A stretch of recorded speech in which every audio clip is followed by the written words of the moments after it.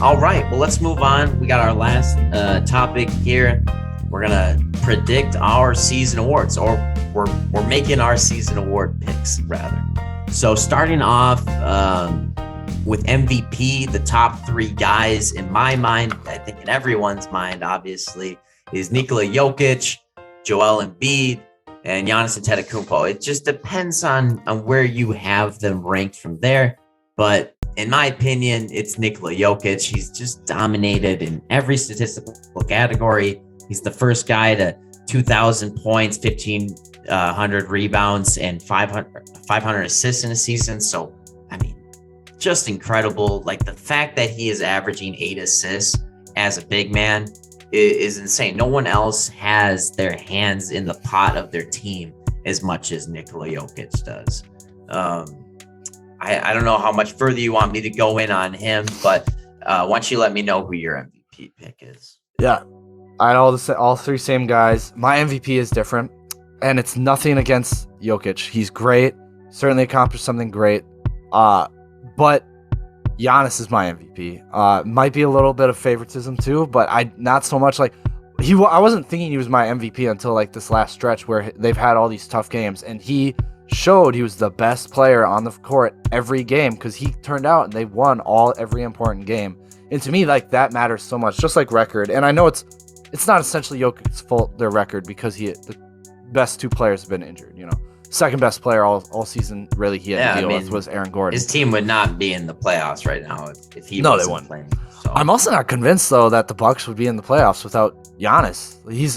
They're everything. Granted, they've built the entire team around him. Every asset is directly to help Giannis, but he's just showed that he didn't get the MVP. He wasn't considered for the MVP last year just because of the stupid reason that they're like, I don't think he can win it in the finals. He literally did it, and now it's kind of opened the door for him to get MVP again, and he's shown that he is the most valuable player. He's had the ball in the hands, wanted it, and like, granted, he hasn't reached the statistical feats of Jokic, but he does a lot of the same thing. Definitely the best defensive player out of those three, by far. I mean, that's huge for MVP. Like, he averages, what, six assists a night? Close to? Giannis? Yeah. Yeah, he averages over 6. There's like 6. Yeah, so I'm not as far off as Jokic, but he's my MVP. I think... I mean, 2 whole assists is a lot. I think it's not like the only consideration, obviously, but he's right up. He's a couple of points down, obviously, as well. But he's right up there with rebounds. And in terms of efficiency, like no one touches Jokic. Like it's just like I'm trying to pull up some stats here, but I mean. Pretty sure he has the best usage or the highest usage of any player in the league right now as well. Yeah, I do. So like that is really like I said, he would be my MVP if Giannis didn't do the stuff he did recently. And it's not just recently because he's done it all season. And it's just we tend to like forget about these great players. We're like, oh yeah, well who's new? Like but like you look at it, they're the favorites to win the title. Them and the Suns. And you're like, well, wouldn't that be MVP of the regular season? That he's led his team to be the favorites, by far the favorites. The MVP, changes every year depending on what they think, But every argument, Jokic wins it. If you want to make the argument of, his team needed him the most, he wins that argument. If you want to make the argument of who has the best record, sure, he ended up with the 6th seed. He got his team out of the play-in. But he also has beaten the top teams just as much as any other team. So when he's, faced up against those guys, they have won big games. And he's missed a few games here where they haven't succeeded without him. Whereas when the Grizzlies haven't had Morant, they've been great. When the Suns haven't had Booker, they've been great. It's like the Nuggets do not exist without Nikola Jokic. Yeah, I mean that's more or less on their injuries, not as. But yeah, it's a big factor. Well, yeah, but I mean, there's no doubt, and defense does play a role in most valuable player. Giannis is miles better on defense than Jokic is. He's won No doubt. That's a big defensive fact. player of the year, and that's something Jokic will never have on that. And Giannis is close to the playmaker, and that's just why I'm saying he's my MVP. Giannis is my MVP this season. He can win 3. Giannis is one more not to close catch up to to him as a LeBron. playmaker. That's just not true. I mean, like, Not his, okay. his passing is good, but like not to the craftiness and the chess master level that Jokic is. Like, Jokic controls the offense, knows exactly where everything is going every second. Giannis is a bit clunkier, and maybe he knows what's going on, but their play styles are massively different. Well, yeah, their play styles are different, and like that's Jokic's role is he runs the offense. It's not Giannis's role to run the offense, but Giannis is a more dominant scorer, single scorer. Jokic is more offensive dominant because of his like how good of playmaking. Not saying more dominant, but his dominance comes from his ability that you can't just double team him because he knows everything. And Giannis, to a certain extent, knows how to get out of a double team, but his offensive skill set is more dominant in the way that he does it. He's obviously the most dominant player in the NBA right now. We'll see. I mean, I think they're both two dominant guys, but you give me one-on-one, I might take Jokic. A one-on-one versus each other? I don't know about that. I think Yeah. Giannis would have it pretty well. But that's MVP. We got next award we got is Defensive Player of the Year. Who are your nominees? Defensive Player of the Year, my nominees are Mikal Bridges, Marcus Smart, and Rudy Gobert. And my winner is Rudy Gobert, getting his 4th Defensive Player of the Year award. This year, he's, again, averaging a shitload of blocks at over 2 a game. And he's also not fouling a whole bunch, so he's staying in the game. He anchors that defense. He just averaged his career high in rebounds this year as well, which obviously doesn't always tell the whole story of defense, but he's right there cleaning up. Those guys are not getting second chances if you're playing against the Jazz. And if you're trying to run up against this guy, he's shutting you out. Oh, yeah. Rudy's always a consideration. I had all those guys, but I also had Giannis as one of my nominees. You can't have 4, but he's always in there. He's always up there. Cheated. Well, Is Giannis your winner? Smart was my 4th. Like, I considered Smart when I was doing it, but it was Giannis, Bridges, Gobert. But Bridges is my guy. And only, like, Gobert is great, but I look at what the Suns were able to accomplish, what I know they can accomplish, which you're not supposed to consider, but, like, when I think, like, one thing about Mikal Bridges that watching basketball, like, especially with a lot of teams I root for, like Golden State, Timberwolves, obviously Bucks, Mikal Bridges is the guy I'm so, like, as soon as I see he's guarding someone, I'm like, it's not going in. Like, he's been that, like, perimeter defense dominant, and it's not all, like, the way Gobert plays defense is completely different than the way Mikal is supposed to play defense because he's a perimeter defender. And I think what he's done from the perimeter without a guy like Gobert, like Ayton's good, and Ayton has certainly increased in defense.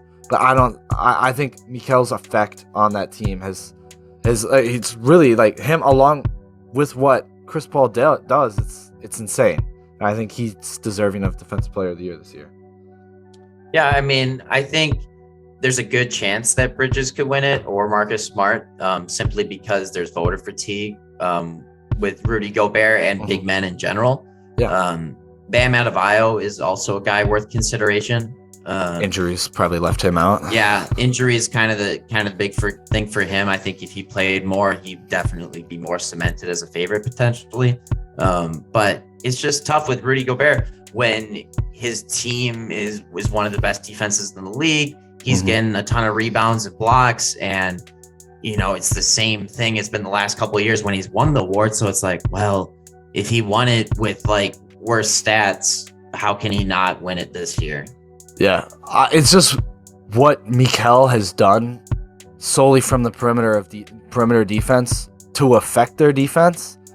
I think is so hard to do, and he accomplished it, and that's why I'm putting him over Rudy Gobert. Not because I don't think Rudy Gobert deserves it, but what he's done from the perimeter, his style of defense, he has played better than Gobert's style of defense, and the Suns are a top defense as well.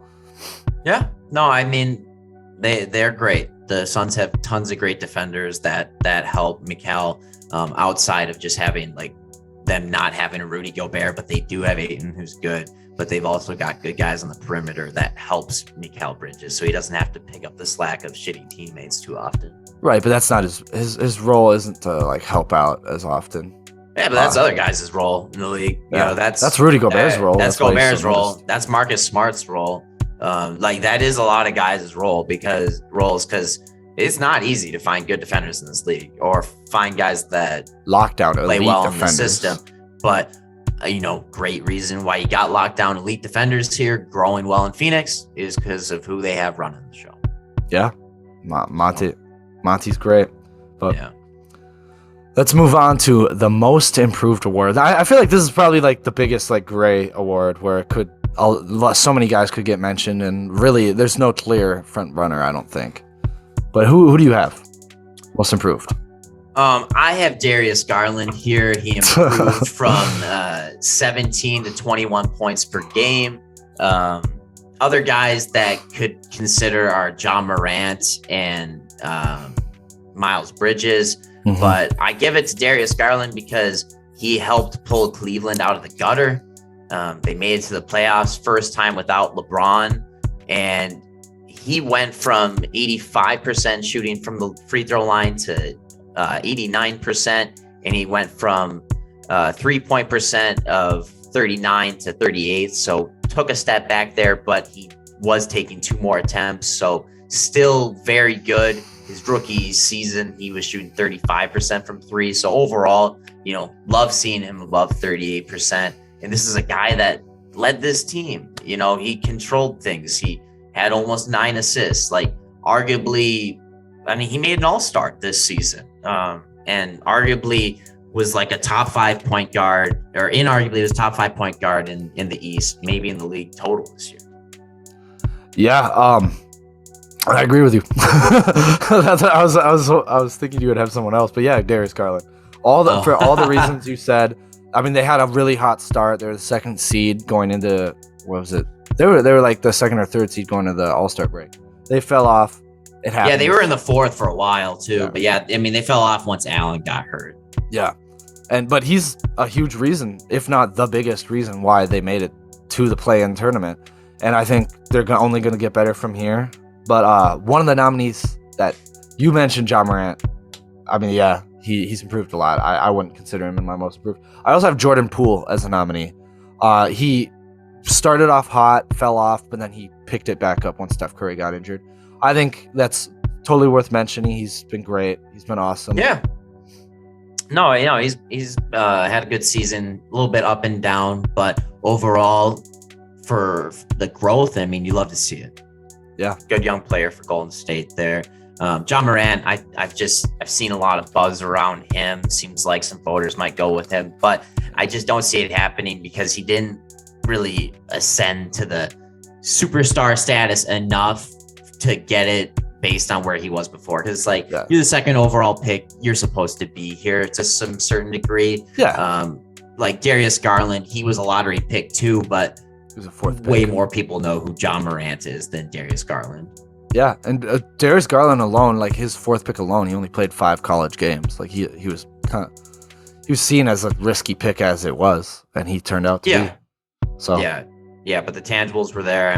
People liked what they saw, and he's proven it. He's 3rd year in the season, or third season in the league, and he's looking fantastic. I expect next year for Cleveland to hopefully make the playoffs again with some healthy guys coming back, and I think he'll be a huge part of it. So, indeed. To get to the next award, I'm pretty sure I know who you're gonna vote here. But Rookie of the Year nominees, I already know who you're picking. But who's your nominees? Nominees is Cade Cunningham, Scotty Barnes, and Evan Mobley. And my Rookie of the Year is Scotty Barnes. Oh wow, really? Yeah, I suppose you probably thought I was taking Evan Mobley here, but he's missed too many games for me recently. And I think Scotty Barnes has been just as consistent all year. He's over 15 points per game, almost 8 rebounds a game. He's got 7.5 and shooting almost 50% from the field. this is a guy who's aggressive and already looks like a plus defender in the league as well, averaging a steal a game, almost a block a game as well. And I think he just works really well in the system. Like, we were worried about how he would be alongside Pascal Siakam. Things are working out just fine there. Oh yeah, he's made them one of the most versatile teams, defensive teams actually, because they run like a starting lineup of Gary Trent, Van Vliet, plus Anobi, Siakam, and Barnes, and no center. Like, it's like their tallest guy is 6'9". So it's kind of crazy, and it's because of him and his defensive, his all-around versatility. I mean, his playmaking, he only had 3.5 assists, but he's a rookie, and it's only going to go up from there. 7.5 rebounds, 15 points a game. Yeah, 49 from the field is really impressive to me. Like, as a rookie that can't shoot as well, comes out and does that. I think that's awesome, and I think he's a huge part of why they're back in the playoffs. Yeah. So, yeah, he's raised their ceiling a lot, and I'm excited to see where his talent is at like 3-4 years from now. Because I mean, when he got picked over Jalen Suggs, a lot of people were clowning them, but people like us were saying, it's Masai Ujiri and the Raptors, like, they know what they're doing. Yeah, and they definitely did, because Scotty Barnes is phenomenal. Yeah, he's exactly the player they thought they were going to get, and that's refreshing. That's really cool to see. So I'm glad that was pretty straightforward, because I also voted, obviously. Is that your rookie of the year vote? That is my rookie of the year. Same from nominees. I think Jalen Green and Franz Wagner are worth a nod. I don't think either of them are even going to get close to winning. I think Jalen Green might get a vote. Jalen Green deserves praise for the way he turned it on, like second half plus of the year, because he was really struggling inefficient wise to start the season. But for a rookie, really closed out strong. He was averaging over 20 points per game, like 47% from the field, maybe. Yeah. Picked up efficiency. Yeah. And it's worth saying, Franz Wagner scored the most points out of all rookies this season, and he's been the most consistent offensive player. He has been. Franz is great.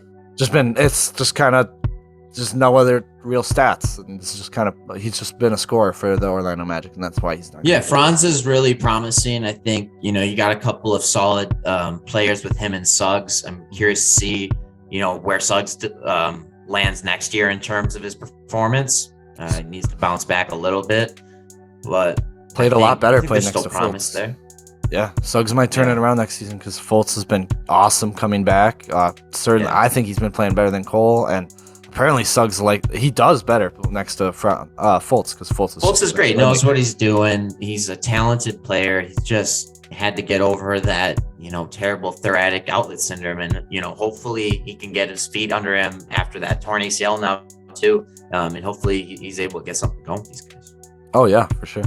But last award, Smoy. Who's your Smoys? Well, no one else is under consideration but Tyler Hero. That's who's gonna get the award. But you heard it here first. Did you have other nominees? I did, but Tyler Hero by miles. But I mentioned J-Cap. He's always a huge reason why Jazz are good. We talked about it later. I'm pretty sure he's like the second scorer now. Only 16 a game, but he's been great. Kelly Oubre has actually been really nice too. He's been awesome for the Hornets. He's really kind of fitting into his role there. Certainly worth a nod, but Tyler Hero. It's nice to see him end up in a good spot. But yeah, I mean, so far, like the third year players are doing great, but I'm pretty sure Tyler Hero led the Heat in minutes played, which is hilarious for him being the sixth man of the year. Yeah, that is pretty crazy. You just don't have to start. Like Lou Williams had started. Basically a sixth starter. Yeah. It's all it is. I mean, dude's averaging 21 points a game, 4 assists and 5 rebounds. Like, those are solid freaking stats. Oh, yeah. He's the biggest reason. Efficiency back up too. Oh, yeah. Him and Eric Spoelstra are the biggest reason the Heat are the first seed, because of his consistency and the way he's been able to come out. And like so many injuries, the Heat, Jimmy's been there, Kyle's been there, on and off. Oladipo just came back. Bam's been out. It's tough. Like, they've had a lot of injuries, but they still the first seed, and he's a major reason why that's there. He's stayed healthy. Yeah. Probably get more meme mug this postseason, I'm thinking. Oh, yeah. Honestly, I think he's been their first scoring option. Coming off the bench. Yeah, he's probably their second, outside of Butler. But like Butler, just like he's not as better aggressive as Hero is. Like he's just not. He just doesn't wanna Offensively be. aggressive. Offensively Yeah. aggressive. He's Yeah. he's definitely more aggressive than Hero, but like Yeah, in a sense of offense, yeah. Jimmy's picked tough.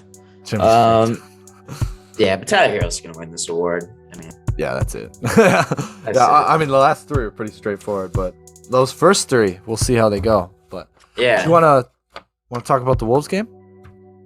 yeah, and then I'll just coach of the year, Monty Williams. Oh You yeah, agree? coach of the year. I forgot about Monty Williams.